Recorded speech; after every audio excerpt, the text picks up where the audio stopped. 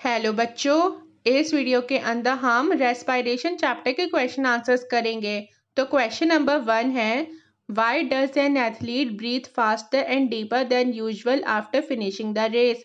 तो इस क्वेश्चन का मतलब है कि जब कोई एथलीट या फिर कोई नॉर्मल इंसान जब रेस करता है तो रेस करने के बाद वो तेज तेज सांस क्यों लेता है। तो आप इसका आंसर लिखोगे, it is so because they need a lot of energy during the race and for the release of energy they need a lot of oxygen। तो बच्चों ऐसा इसलिए होता है क्योंकि जब हम रेस लगाते हैं ना तो हमें काफ़ी ज़्यादा अमाउंट में एनर्जी की ज़रूरत होती है और एनर्जी रिलीज़ किसकी वजह से होती है, ऑक्सीजन की वजह से होती है। इसलिए हमें ज़्यादा एनर्जी के लिए ज़्यादा ऑक्सीजन चाहिए होता है। तो ज़्यादा ऑक्सीजन चाहिए होता है तो इस वजह से हम लोग तेज़ तेज़ सांस लेते हैं जब रेस हम लोग कर लेते हैं या फिर हम जब कहीं से भाग के आते हैं। अब क्वेश्चन नंबर 2 है, list the similarities and differences between aerobic and anaerobic respiration. यहाँ पर आपको सबसे पहले ये बताना है कि एरोबिक और एनारोबिक रेस्पिरेशन के अंदर कौन कौन सी बातें सेम हैं और फिर इसके बाद आपको ये बताना है कि इन दोनों में कौन कौन सी ऐसी बातें हैं जो अलग हैं। तो बच्चों यहाँ पे हम सिमिलैरिटीज़ भी 2 लिखेंगे और डिफरेंसेस भी हम 2 ही लिखेंगे। तो सिमिलैरिटीज़ में आप सबसे पहले लिखोगे, in both food is broken down to release energy.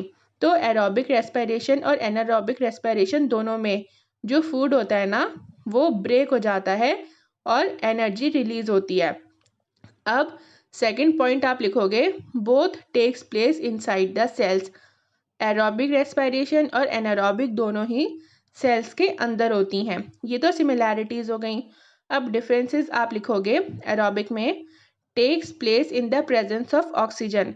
तो एरोबिक रेस्पिरेशन ऑक्सीजन की प्रेजेंस में होती है और एनारोबिक रेस्पिरेशन जो होती है वो ऑक्सीजन की एब्सेंस में होती है। और बच्चों डिफरेंस एक ये भी हो गया कि एरोबिक रेस्पिरेशन एक स्लो प्रोसेस है और एनारोबिक रेस्पिरेशन एक फास्ट प्रोसेस है। अब क्वेश्चन नंबर 3 है, why do we often sneeze when we inhale a lot of dust laden air. अब इस क्वेश्चन का मतलब है कि जब हम सांस लेते हैं और हमारी नाक के अंदर धूल मिट्टी पहुंच जाती है तब हम छींक क्यों मारते हैं। तो आप इसका आंसर लिखोगे, when we inhale it the dust irritates the nose as a reflexive action dust is thrown out through sneezing।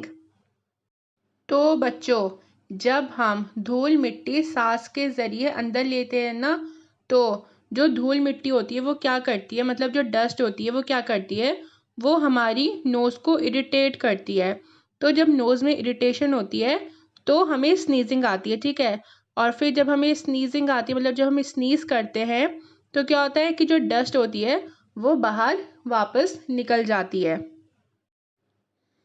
अब क्वेश्चन नंबर 4 है, take 3 test tubes, fill 3/4 of each with water, label them A, B and C, keep a snail in test tube A, a water plant in test tube B and in C keep snail and plant both, which test tube would have the highest concentration of carbon dioxide। तो आपको इस question में क्या करना है, आपको 3 test tube लेनी है, A, B और C, और तीनों में आपको 3/4 पानी भर देना है। फिर आपको क्या करना है कि टेस्ट ट्यूब A के अंदर आपको स्नेल डालना है, B के अंदर आपको एक प्लांट डालना है और C के अंदर आपको प्लांट और स्नेल दोनों डाल देना है। और फिर आपको ये बताना है कि कौन सी टेस्ट ट्यूब के अंदर कार्बन डाइऑक्साइड ज़्यादा होगा। तो बच्चों स्नेल जो है वो क्या रिलीज़ करता है, वो कार्बन डाइऑक्साइड रिलीज़ करता है। तो बच्चों स्नेल क्या रिलीज़ करता है, स्नेल रिलीज़ करता है कार्बन डाइऑक्साइड। प्लांट रिलीज़ करते हैं क्या, ऑक्सीजन। तो देखो आपके पास 3 टेस्ट ट्यूब हैं, A, B और C। A में स्नेल है, B में प्लांट है और C में दोनों चीज़ें हैं। तो B में प्लांट है ना, और प्लांट क्या रिलीज़ कर रहा है, वो ऑक्सीजन रिलीज़ कर रहा है। तो B में तो कार्बन डाइऑक्साइड हो ही नहीं सकता, ठीक है। अब हम आते हैं C के ऊपर। तो जो स्नेल है वो कार्बन डाइऑक्साइड रिलीज़ कर रहा है और प्लांट ऑक्सीजन रिलीज़ कर रहे हैं। तो ये दोनों आपस में क्या हो रहा है, इनका बैलेंस बन गया, तो इसमें भी कुछ नहीं मिलेगा हमें। अब टेस्ट ट्यूब ए जो है, जिसमें सिर्फ स्नेल है, तो स्नेल तो कार्बन डाइऑक्साइड रिलीज करता है ना, तो इसलिए जो टेस्ट ट्यूब ए है उसके अंदर कार्बन डाइऑक्साइड की अमाउंट सबसे ज़्यादा होगी।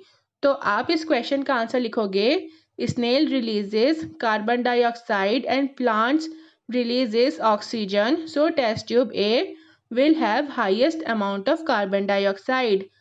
अब क्वेश्चन नंबर 5 है, टिक द करेक्ट आंसर।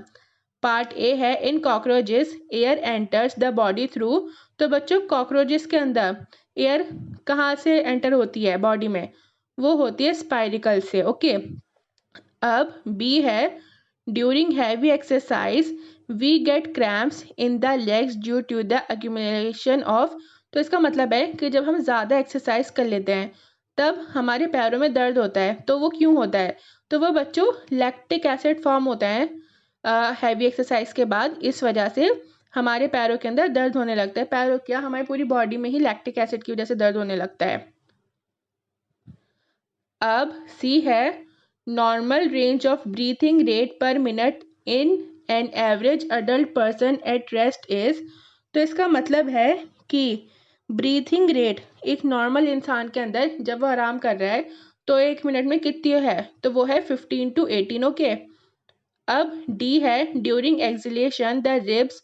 अब जब हम सांस छोड़ते हैं तो हमारी रिब्स क्या होती हैं, तो वो डाउनवर्ड मूव करती हैं। अब 6 है, match the items in column 1 with those in column 2।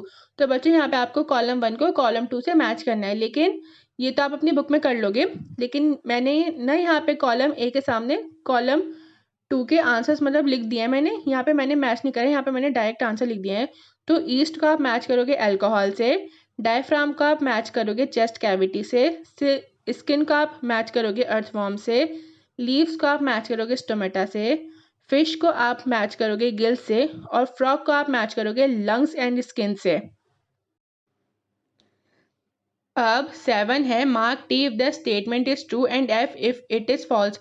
तो यहाँ पे आपको ट्रू फॉल्स बताना है। During heavy exercise the breathing rate of a person slows down. इसका मतलब है कि हैवी एक्सरसाइज के बाद इंसान का ब्रीथिंग रेट जो है वो धीरे हो जाता है। तो नहीं, ऐसा नहीं होता, फास्ट हो जाता है। तो ये स्टेटमेंट फॉल्स हो गई। Plants carry out photosynthesis only during the day and respiration only at night. इसका मतलब है कि प्लांट जो हैं वो फोटोसिंथेसिस का प्रोसेस क्या कर रहे हैं, सुबह में कर रहे हैं, और रेस्पिरेशन का प्रोसेस वो रात में कर रहे हैं। नहीं, ऐसा नहीं है, प्लांट हमेशा करते हैं। अब पार्ट सी है, मतलब थर्ड ऑप्शन है इसका, frogs breathe through their skin as well as their lungs. तो फ्रॉग्स जो हैं वो अपनी स्किन और लंग्स दोनों से ब्रीथ करते हैं, मतलब सांस लेते हैं। तो ये स्टेटमेंट ट्रू है। The fishes have lungs for respiration. Fishes के पास लंग्स होते हैं रेस्पिरेशन के लिए, नहीं, ये फॉल्स है, फिशेस के पास गिल्स होते हैं। अब लास्ट है, the size of the chest cavity increases during inhalation. जब हम सांस अंदर लेते हैं तो चेस्ट कैविटी का साइज बढ़ जाता है। तो ये स्टेटमेंट ट्रू है, तो इसलिए आप ट्रू पे टिक लगाओगे। तो अब हम क्वेश्चन नंबर 8 करेंगे। तो बच्चे क्वेश्चन नंबर 8 के अंदर ना आपको सर्कल्स बनाने हैं। तो पार्ट ए है, the air tubes of insects. तो इंसेक्ट्स की एयर ट्यूब्स क्या होती हैं, वो होती हैं ट्रैकिया। तो आप ये जो आपको टेबल सी दी गई है ना, इसमें आप ट्रैकिया को वो कर दोगे, क्या कर दोगे, ट्रैकिया के ऊपर सर्कल बना दोगे। तो बच्चों ये जो टेबल है ना, तो यहाँ पे जो मैंने ट्रैकिया पे सर्कल सा मतलब जो बॉक्स सा बनाया है, तो उसमें मैंने गलती से एक टी फालतू ले लिया है, तो आप उस एक टी को हटा देना। ट्रैकिया की स्पेलिंग है TRACHEA। ओके। सेकंड है skeletal structure surrounding chest cavity, तो ये हो जाएगा ribs. Muscular floor of chest cavity, तो चेस्ट कैविटी का मस्कुलर फ्लोर क्या हो गया, वो हो गया diaphragm. Tiny pores on the surface of leaf, तो लीफ के ऊपर जो छोटे छोटे से पोर्स होते हैं उनको क्या कहते हैं, उनको हम कहते हैं स्टोमेटा। तो बच्चों ये जो मैं यहाँ पे आपको लिख के दिखा रही हूँ ना, तो जो टेबल है आप उसके अंदर इन सारी चीज़ों को बॉक्स में कर लीजिएगा। Small openings on the sides of the body of an insect ये क्या हो गया, ये हो जाएगा स्पाइरिकल्स। तो जो इंसेक्ट्स की बॉडी होती है उसकी साइड में छोटी छोटी सी ओपनिंग होती है, उनको हम कहते हैं spiracles. The respiratory organ of human beings किससे सांस लेते हैं, वो सांस लेते हैं लंग्स से। The opening through which we inhale, हम सांस किससे लेते हैं, नॉस्ट्रल से। एन एरोबिक ऑर्गेनिज्म, ऐसा ऑर्गेनिज्म जो एनारोबिकली रेस्पायर करते हैं, वो कौन है, yeast. An organism with tracheal system, तो ये क्या हो जाएगा, मतलब कि एक ऐसा ऑर्गेनिज्म जिसमें ट्रैकियल सिस्टम होता है, वो हो जाएगा आंट। तो बच्चा आप ना बॉक्सेस में इनको कर लीजिएगा। अब क्वेश्चन नंबर 9 है, the mountaineers carry oxygen with them because. अब यहाँ पे आपसे पूछा जा रहा है कि जो लोग पहाड़ों पे रहते हैं, पहाड़ों पे चढ़ते हैं, तो वो अपने साथ ऑक्सीजन क्यों रखते हैं। तो बच्चों देखिए, वो अपने साथ ऑक्सीजन इसलिए रखते हैं क्योंकि जैसे हम ऊंचाई पे जाते रहते हैं ना, तो ऑक्सीजन की अमाउंट कम होने लगती है। तो जब ऑक्सीजन की अमाउंट कम होगी तो हम फिर सांस कैसे लेंगे, सांस नहीं लेंगे तो हम मर जाएंगे। तो इस वजह से वो अपने साथ ऑक्सीजन रखते हैं कि ताकि अगर उन्हें ज़रूरत पड़े तो वो उसका यूज़ करके सांस ले पाएँ और ज़िंदा रहें। तो आप क्वेश्चन नंबर 9 जो है उसका आप टिक लगाओगे बी पे। The amount of air available to a person is less than that available on the ground. तो बस बच्चों क्वेश्चन आंसर्स इतने ही थे। आई होप आपको वीडियो अच्छी लगी, समझ में आई हो। अगर वीडियो अच्छी लगी, समझ में आई, तो चैनल को सब्सक्राइब, वीडियो को लाइक और शेयर करना ना भूलें, और साथ ही साथ बेल आइकन को भी दबा दें ताकि जब भी मैं कोई न्यू वीडियो डालूँ तो आपको उसका नोटिफिकेशन मिल जाए।